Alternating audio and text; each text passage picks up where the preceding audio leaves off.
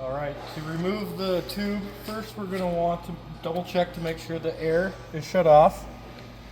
Then we can remove the pneumatic tubing.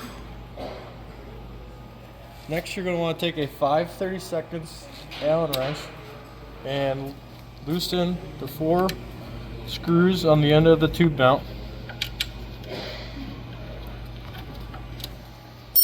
Oops.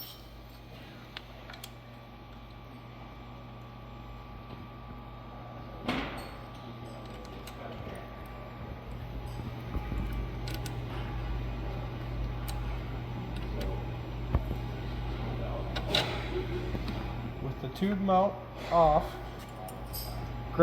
place a hand on the top behind the Delrin bushing and on below down here and pull towards you and remove the tube.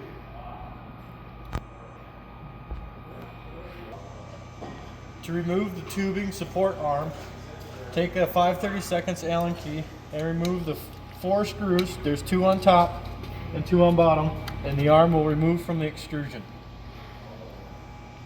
To install the tubing, place a hand on both ends to support it while inserting into the top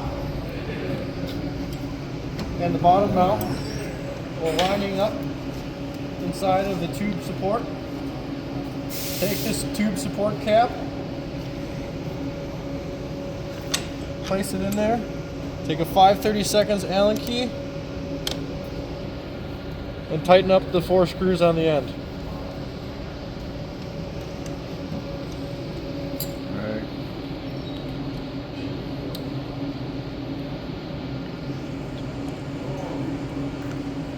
With the screws tightened, reattach the pneumatic tubing into the fitting, and you can now turn on the air to the machine.